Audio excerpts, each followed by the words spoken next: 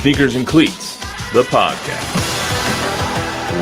Welcome back to the Sneakers and Cleats podcast. It is Monday, September 29th. This is episode 230. Matt Roy, Chuck McTeam, Don Harris. Guys, great weekend of sports. Great day of sports. The Spurs media day today. We got a great Cowboy game yesterday. Texans finally showed some life. Just a bunch of nice stuff going on. Plus, the best Saturday of college football that we've had all year. A lot of sports and around. Which I watched the horsing around. I watched the least amount of sports this weekend that I have the entire year, which sucks because Saturday was a great football day. But I was at a wedding in Chicago, which was fun. Finally saw the Windy City. Matt, please tell us how you like Chicago. You got married again? Huh? You got married again? God, no. Thank God. Chicago was great. I did learn that the Windy City is not because of the weather. You didn't know that before? I didn't know that before. It's because they're a bunch of blowhards. Yeah, I didn't know that before. Is that true? Yeah. I didn't know. It's in part true. It still gets windy with the lake effect. From the 1893 World Fair, they were trying to recruit the World Fair to Chicago, and Chicago was telling everybody how good they were, even though the entire town burned down 20 years previous in the Chicago fire of 1971 or 1871. The great Chicago fire that we were not supposed to believe was a land grab back in the day. What were they trying to get? 3.5 the World Fair. You know, do they still have World Fairs? You know, when they came to San Antonio. It seems like nobody cares about the World. It was a big deal back. A lot of people are tuning out right now, so we're gonna go ahead and get to sports. Anyway, Chicago was very fun. Wrigley's very fun. Wrigleyville, awesome. Make it out that way if you ever can. Even though you might need a pretty penny to get a beer in that stadium. It is quite expensive. Anyway, we got a lot going on. Huge reunion last night between Micah Parsons and the Cowboys, as that result was the most unsatisfying thing of the entire weekend. I don't know. I kind of felt like my squad got away with one last night. Yeah, because it ain't a loss. And you watch at the end of the year, the fact that that's not a loss for either team is going to play big somewhere. Yes, yep, 100%. 100%. The Texans showed a little bit of life, even though they played what could be considered not a real football team in the Titans. They're so bad. Yes. they are. Even the quarterback, even Cam Ward said, I'm going to keep it 100 with you. We're ass. So, like, they're not good. So, and then the Spurs had their media day today. So, basketball is officially back, baby. Media day was very fun. We learned a lot from De'Aaron Fox and Dylan Harper on the – Dez, our editor, said it was the Texans' homecoming game. Anyway, it was De'Aaron Fox and Dylan Harper. We learned a lot about their injuries and how much time they might miss when it comes to the regular season. Don sat down with Steph Castle. We learned a lot of Wemby, who looks like a different person. He looks like he ate the previous Wemby, and now they spit out a new Wemby. True that. You ever see the Age of Ultron, Marvel Avengers, the Age of Ultron, when he like destroys the old one and then a new one appears? That's what it looks like. Wemby looks like he's a whole nother person. Am I exaggerating if I said 20 pounds? No, 15 is what I would put it at, but he looks big. He looks very big. We'll get to that right now. So there is no 230 area code in America. It's a different country in Europe somewhere. So we'll skip that. Don can't. But how ironic Don that can't cheat on this one. It's 2:30 and we're taping at 2:30. That is. I know. It's almost like I planned it. Worlds collide. So Don, give me your initial thoughts from media day today, as we were up there at the Victory Capital Performance Center at the Rocket La Cantera for 3-ish hours or so. I think the big takeaway for me is that Wemby did more than I thought he did this summer. Physically, training, basketball, getting stronger, and all that stuff. So if you paid attention to social media, it's like Wemby went to the Great Wall, spent a week with some monks, went to NASA, went to Europe, hung out and watched Eurobasket, played chess, did a lot of fun stuff, while you always would see Steph Castle in the gym, Dylan Harper at Summer League, other guys in the gym, everybody working out. Well, what happened was Wemby did do those things, but all along he was working, and the monk thing was a very physically taxing thing. An early part of his rehab / training came earlier while he was missing all that time with the blood clot. he started working and rehabbing. And what Wemby says is his training was a lot more violent.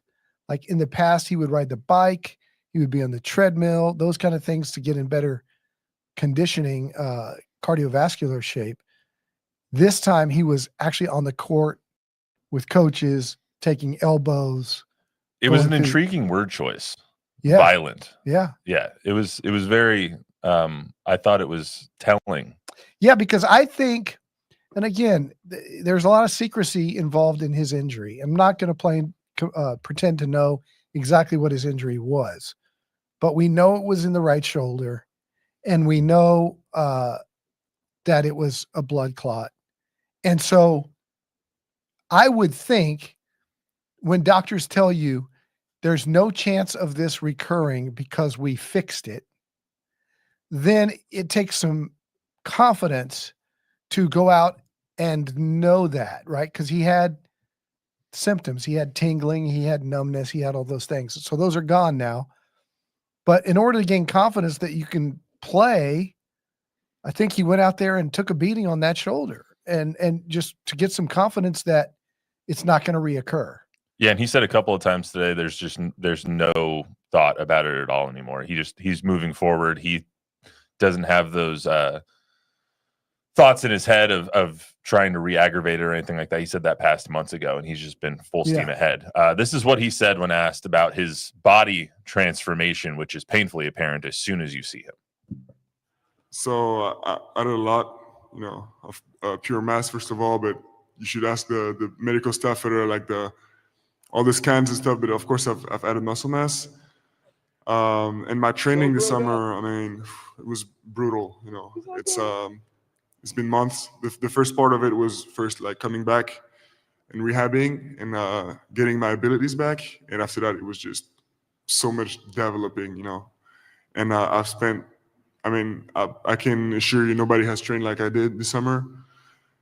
And this is my best summer so far. Like I can tell the progress is just incredible. I feel better. I look stronger. And, the scale says I'm heavier. So everything is a green light. Yeah, and everything being a green light is music to Spurs fans' ears. Chuck, how happy should Spurs fans be to hear it's all systems go for their superstar after the worry that we all had a little bit earlier this season? And I think, Dominic might be right. I mean, when you're talking about a guy like Victor with his long frame, he's going to mature and fill out. I mean, it might be 20 pounds. I mean, even in the face, he looks like he's matured. Yeah, and you think about how Giannis developed, and from like year 2 to 3, he gained some weight. From 3 to 4, it was when Giannis became Giannis. And Victor seems to be going a little bit kind of in that trend of like, okay, I'm going to gain 10, 15 pounds here, 10, 15 pounds here. And now he's really putting it on to where it looks like he can withstand the rigors of a full NBA season. Yeah, there's no question. And don't forget when he made the All-Star team and went off to the All-Star game and didn't come back and play after the All-Star game, he was averaging 25 points and 12 rebounds and 4 blocks a game. So, I mean, those are no numbers to laugh at. I mean, he's a legitimate star. Yeah, and he seems like he's on a mission to be a star once again this year. He might have to do that at the beginning of the season, at least, without 2 of the other stars on the team. Dylan Harper, we saw today, was not in a cast or a brace on his hand, but he was very clearly favoring that left thumb that was operated on just a couple of weeks ago. And De'Aaron Fox, the other hand friend who had surgery on his finger, which is still jacked pinky, up, by the way. It still looks like Bob Gambert's. No, it looks like it's not as bad as what Anthony Munoz. Look at jeez. What did you do? Punch a wall? I kept break. I was the dumbest linebacker ever. Show the camera. It almost is like that. Fox's looks still like that. Yeah, it's very similar to that. And so De'Aaron Fox recovered. Wait, you're about to tell that story. Go ahead. I was the dumbest linebacker ever. I would always have my hands like up like this when I was playing linebacker, and would continually get my fingers crushed between helmets. And then I'd play basketball, was already weak, and it would break like every other game. And that's why I just left it. And that's why Bob's here and not in the NFL. Yeah, that's all that's holding. Yeah, me that's back. all. Yeah, it was. that's So what close. held him back. But anyway, so we learned a little bit more about De'Aaron Fox and Dylan Harper's injury. De'Aaron Fox apparently is still nursing a hamstring injury, which prevented him from going to China in July, and it is now late September, and he's saying that he might miss the beginning of the season. Let's hear from De'Aaron Fox. Yeah, I mean, I feel good. I mean, I felt like I could have played a little bit ago, but they're not letting me. So, I mean, we're taking it day by day, but I feel great. You feel like you'll be on the floor at some point during camp and preseason? They're just kind of. I don't think for preseason. I don't think I'll be ready for opening night. Well, I think I'm ready, but I don't have that expertise. But I mean, we go off of kind of how I feel, and like I said, I feel like I can go out there and play right now. I mean, I definitely believe so. I think just listening to the staff, the medical staff, to the coaches, and just getting their advice. But for me personally, I feel good. And I think rehab's been going very well, and just been trying to stay at it day by day. A little concerning hearing that De'Aaron Fox will miss the opening. It was all of preseason, and if he's still nursing that hamstring, then he must have missed quite a bit of time over the last 3 months while he's 2 months while he's been nursing it. If they're that concerned to hold him out until November 1st, which seems likely, then I think that is more of a issue than they're leading on. So he's never had a hamstring before. Issue. I was gonna say I think he has 2. But Told me that told me in our sit down that he thinks it's only 1 or 2 games. But then, he also said he thinks he's ready. So yeah, well, he's running 15 miles an hour. He said his top speed is 17.8. Jeez. But he's running 15 miles an hour right now. Thomas Morstead ran faster than that this Dude, past you're weekend. talking about a guy that has a hamstring injury. I mean, give him his props. He's working with the guys. He's playing. He's going 75%. He's just not going all out. And it's hard. I mean, it is hard for a hamstring in basketball. You have so many different cutting motions and jumping and all of the fine, minute moves that you make on a basketball court can easily tweak that. So that makes sense. But he seemed like he's ready to come back. They're just kind of holding him and forcing him to stay on track. Yeah, a little bit more cautious. And as far as Harper goes, he's going to miss the preseason, but he's supposed to be ready for opening night. It was really funny. He was in the media room. They have like 4 or 5 different stations where you come in and do videos for their intros, and they do the headshots and all that stuff. And while Dylan Harper was over there, he didn't have anything on his thumb, but you can clearly see the scar on in between his thumb and his index finger. And so there was something on there, whether it was glue or a bandage or whatever. And so he was dribbling with his right hand, and the photographer asked him, "Can you dribble with both hands real quick?" And he was like, about to, and then he's like, "I don't know, actually. I don't know if I can do this. I'll go ahead." And so he took one dribble, and he was like, "Actually, hold on. Let me ask someone." So he called over Jordan Howenstein, and Jordan was like, "No, you cannot dribble. Do not dribble." And so he's like, "Okay, good thing I asked." Yeah, you don't want to re-aggravate. No, so we were all like, "Okay, well, there's the update on the Dylan Harper injury." Stitch. That's all that we needed was the little update on the Dylan Harper injury, and we got it unprompted as he was trying to do his photographs and all that stuff.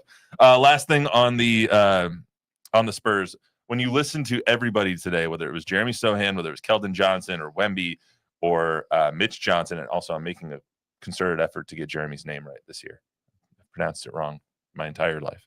No matter who you talk to, no matter who you heard from, defense was always one of the first things that came out of their mouths. We need to be better defensively. We have Wemby back. We have Steph. We have Dylan Harper. We have De'Aaron Fox. We have all these stoppers. You have Jeremy. You have Carter Bryant. You have Keldon Johnson. You have all these guys who could be good defensively and who can move in different spots, can kind of be adjustable and dependable on the defensive end.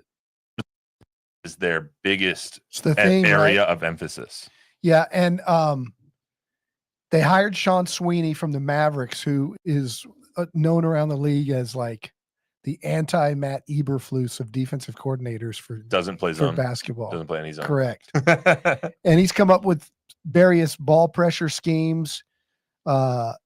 He's been copied by a few teams in the league, including Oklahoma City, about blitzing and some things that they do to put your best perimeter defender on the guy to make him feel most uncomfortable. Anyway, Fox talked about it. Fox said he was very difficult to play against.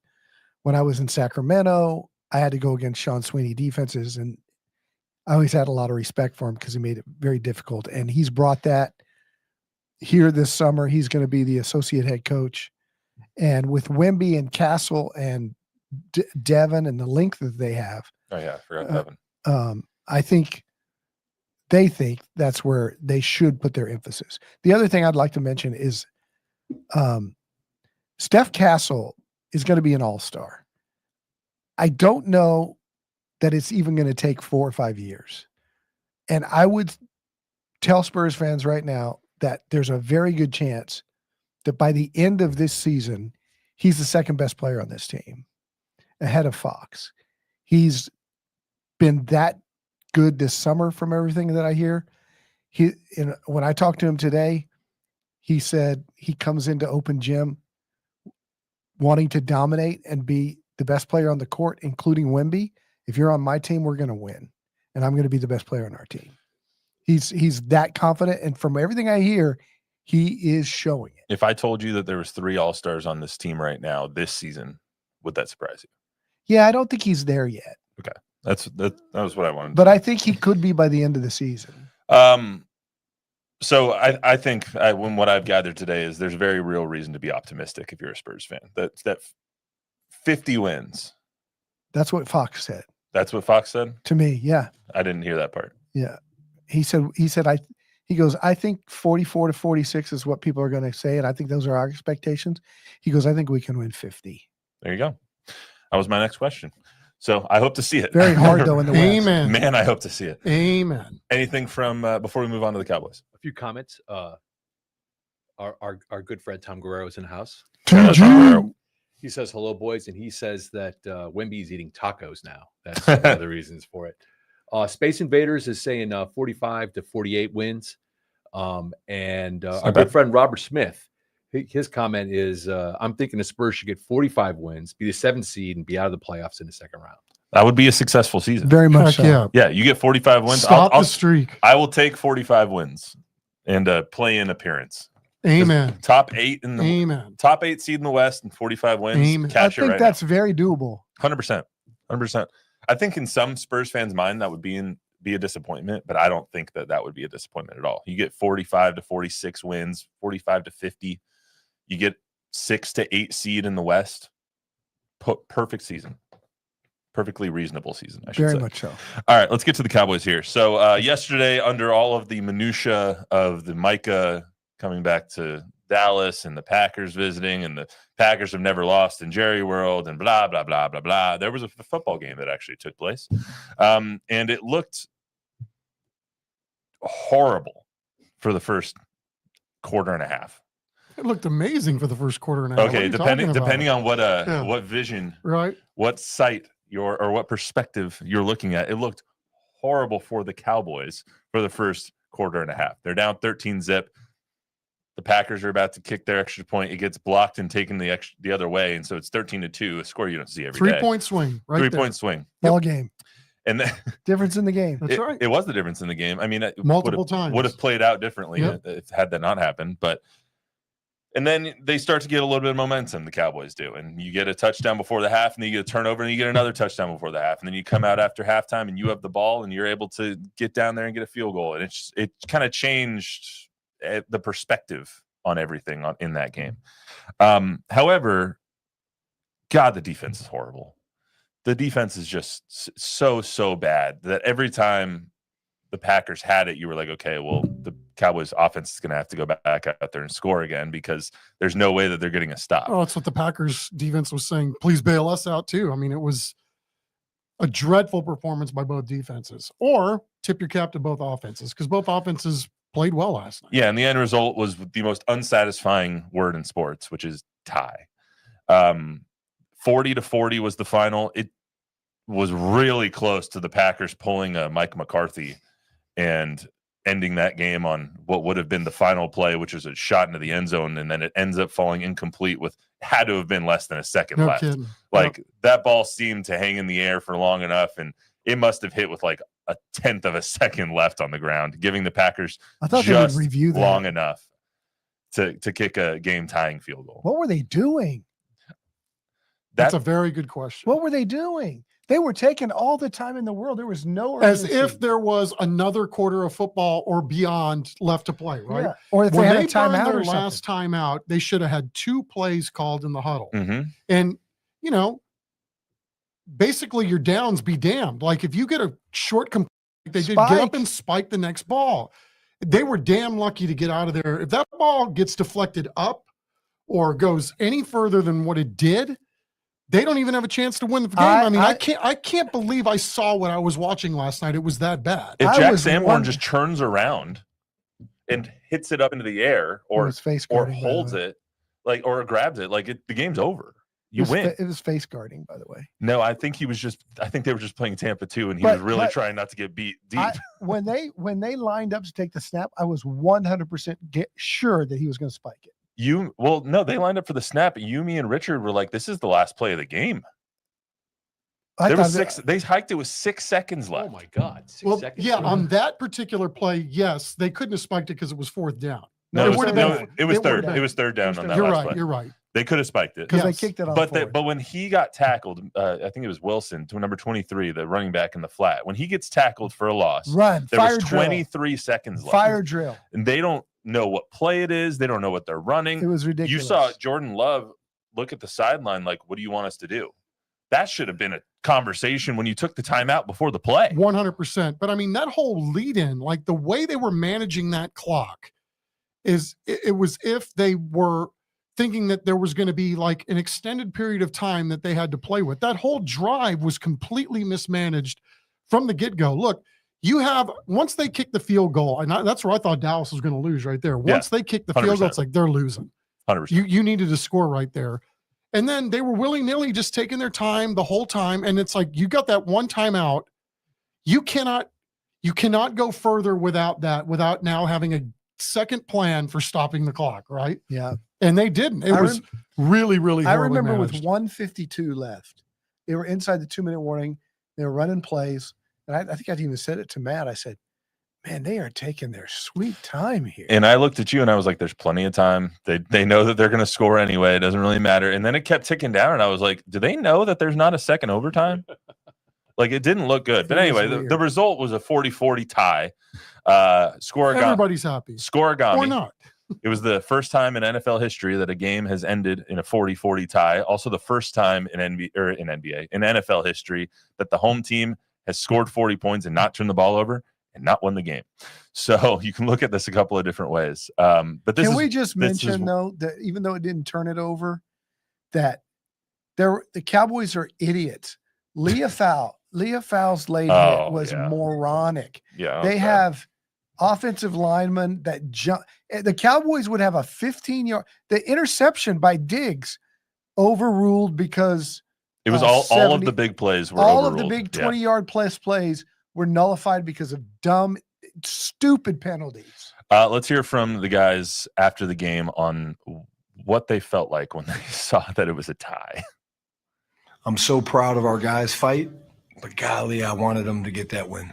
And so I think that's what I'll take away from it. I mean, to come in and, play that team, that's a damn good football team we just played. And, our guys just battled for 70 minutes and the ebbs and flows. And so I told them how proud I was of them. It's a tie. And I really don't know what to say about that. But, I'll remember it for a while. You don't play the game for ties. I've told y'all before, I don't care about the stats. I don't care about the ups and downs, the ebbs and flows. I just care about the end result and the win. And so when you don't get that, right now it's tough for me, guess 10 years in, the first tie I've been a part of, it's hard to kind of wrap my head around it because I know I'd feel a hell of a lot worse if it was a loss. But I'm not satisfied. Not that I would be if we won, but it's a weird feeling. That's another one of the. I said the Giants game was a crazy game, one of the craziest games I've been a part of, and I mean that's a close second, if not the first. So the best description I could give you, it's kind of preposterous, is it's like kissing your sister. Like nobody wins. At least the sour taste is just weird. Yeah. I think that's the first time I've ever tied, besides youth soccer. Soccer has some time. Yeah, that's why I'm not a fan. Hey, don't crap on soccer. All right. That's an old That's football literally saying. you said that like 4 times last night. Is that a tie is like kissing your Ties sister? like kissing your sister. Yeah, if your sister's Cindy Crawford, that'd be pretty cool. No, what? Gosh. I knew this was going to go off the rails when I said that. Oh, okay. How ironic. That's an oldie though. but goodie. How ironic that The second time today I've it's used an that old reference, football by the way. term. It's a tie is like kissing your You sister. repeating a reference? No. It's an old, Imagine that. old football term, ties like kissing your sister. And we just so happen to be talking about Jerry Jones' team, who is from Arkansas. Okay. Yeah. Anyway, so the game ends in a tie. I think you can take a lot of positives on the Cowboys side from this, especially offensively. Shoddy and Dak were on the same exact page yesterday. That was one of the best games I've played from Dak, or I've seen from Yes. Dak in a very long time. He was Yes. exceptional. They were running the ball exceptionally, which I thought was going to happen when you go into a game like that, because what you do when you don't, what do offensive linemen love to do? Run the football. They don't want to pass pro. They want to go forward. They don't want to go backwards because they know that they're going to get their asses kicked when they go backwards. So they want to go forward. And when you have 2 backup offensive linemen, and then you have Terrence Guyton who gets hurt, and you don't want Micah Parsons to go off on you, and Tyler Guyton, Terrence Steele. And then Steele also was going in and out for Lane Thomas. And you don't want Micah to tee off on you or Rashawn Gary to tee off on you. What do? You run the ball up their ass. And what can't the Packers do right now? Stop the run. Why? Because they traded Kenny Clark to the Cowboys. So it all worked out to where the game plan came together extremely well for the Cowboys. And as soon as they were able to start running the ball, it opened up the play action. And George Pickens made a couple of huge catches. Welcome to Dallas, George Pickens. My goodness, he had a hell of a game. And you got to tip your cap to both Shoddy and Dak. They had a great game plan to neutralize Micah. And, they've had CD go out, and Shoddy talked about it after the game. The game that they had from Flournoy on the reverse, the Jalen Tolbert toe tapper, the Lane Thomas coming in and filling in for Steele. And when he lined up correctly. When he lined up correctly. But Shoddy was in his bag calling plays. He was in a rhythm. And Dak was executing, throwing the underneath stuff to Ferguson. Pickens, Dak decided, I'm just going to the ball that Pickens catches at the 1 yard line was just a complete jump ball interception. I'm just going to trust my guy to go get it. And he did. Well, it was the right ball to throw, though, because when you have a single high safety right in the middle of the field, there was no way he was going to make it over there in time. But just throw it up. Yeah. I mean, you one-on-one coverage, trust your guy. Yeah. And Dak, look, nobody's been harder on Dak than me. Dak's been really good. Other thing I really liked, especially when it came to the Cowboys, is that their run defense has 100% improved from where it was last season. Kenny Clark has made a big difference. Solomon Thomas wasn't very good last night. There was one play by Josh Jacobs when he runs right by Solomon Thomas, and he was like, yeah, but it's Josh Jacobs. Come back. So good. That's true. It's but Josh to hold him under 90 yards on the night, and really most of those yards came on about 3 runs. The rest of them, he was running into a wall. Yeah, he's their best player on offense. There's no question about that. And it sucked that he had to go out, but hats off to both teams, really, when you think about it. I mean, if you would have told everybody that the Cowboys would have scored 40 points with 2 linemen hurt, with CD out, same with the Packers. They were missing a couple of offensive linemen, and then obviously lost some guys during the course of that game because of how physical it was. I mean, didn't think that the Packers defense was going to get wrecked like that, and it was not something that we had seen the first few weeks of the season at all. Well, last thing on the Cowboys, let's get to Dak Prescott talking about Micah Parsons and his effect on this game. Man, it goes back to the plan. I guess I told you guys on Thursday, right? Like, I mean, it was going to be hands on deck, whether it be the tight ends, or whether it be the running backs. And honestly, there was one-on-ones, and those tackles did their job, stepped up and did what they needed to do, kept them off, kept them away from me. Obviously, I told you I'm playing against a time clock, whether it's Micah or whether it's the rest of those guys, Gary. I mean, they've got a great front up there. And so, we played on time and got the ball out. Receivers got to their spots that allowed me to play on time. And I guess they gave them, I found out, half a sack on that last little, that's for y'all storyteller guys. So it's no sack. 0 yards. Yeah, they did that for y'all. They did that for y'all for the theatrics of it, for the storyline. Yeah, like a tie. All right. First of all, it shouldn't have been a sack. He got tackled at the line of scrimmage. It was 100% a tackle and not a sack. Okay. But that's just me. Game saving tackle though. Yeah, Dak 100%. scores. He should have scored that touchdown. Yeah. But I thought that the game plan to take Micah out of the game was exceptional from Brian Schottenheimer. You either run away from him, or that when they ran towards him, they pulled somebody towards him and just got Micah completely out of the game. He was doubled all night. Yeah, he was doubled. There was a couple of times when he got close. There was one where he almost caused the fumble, but Dak, I don't know how he felt Micah's arm coming, but he pulled his arm back just in time to not fumble that football. And you see what happens when you don't have a training camp. I mean, the story repeats itself over and over and over and over again. I mean, not in great shape. No, not in great shape. And Micah, I think you could see. I'm no body language expert, but you could see that there was some weight on him yesterday. I think a lot of it was fatigue. A lot of that. There was some fatigue. There was some injury. I think he just wasn't at his best. I think he was also frustrated at the game plan that Dallas put together to completely take him out of the game, which they did. I mean, he didn't do anything in that game until that tackle in overtime. And one other thing, I'm all for positive brain health, but can we shame the Packer receivers into losing those guardian cats? Those are awful. They're very ugly. They look like Megamind. Yeah. They look very bad. Never mind. I can't. Romeo Dobbs. Yeah, that was maybe Dobbs' best game as a Packer. Yeah, 3 touchdowns. It'd be hard to have a better game than that. All right, last thing real quick. Chuck, give me 90 seconds on the Texans beating up on an FCS team. Wonder what happens when you just put really a quarter and a half of good football together, complimentary football across the board. Hopefully this changes the trajectory of Houston's season in general. I mean, we talked about this last week. They were in the other 3 losses, right there if they make any kind of plays whatsoever. But, just that first touchdown yesterday kind of knocked the lid off the rim, so to speak. I mean, they were really fantastic the rest of that game. Yes, you can say what you will about 10, but sometimes you need a get-right game, and you got to see it. And I think, hopefully with the way they got, really good play from some of their backups, especially at running back, maybe this will be something that they can hang their hat on. Woody Marks might be a player. Let's see if they can do this against a team that is actually good at football. Like the Ravens, who have a sucky record too. So we'll see. The Ravens just lost Roquan Smith for 4 or 5 weeks, and they lost Matabike for the rest of the season. I don't know if the Ravens Lamar are going to Jackson may not play. I don't know if the Ravens are very good. So we'll see. They're 1-3. Yeah, right now they're not. So tough schedule though. I mean, pretty weak conference there. Pretty weak division. Pretty weak division. We're going to see the Bungles tonight with Jake Browning at quarterback, and they're probably going to beat the Broncos the way the friggin' Broncos are playing. Anyway, that's all we got for you today on the Sneakers Cleats podcast. Anything else, Bob? Guys? No? Anything? No, sir. No? All right. That's all we got for you today. Make sure to subscribe, rate, review, give us a download, 5-star review. Helps us out a lot. We'll see you right back here on Thursday for more.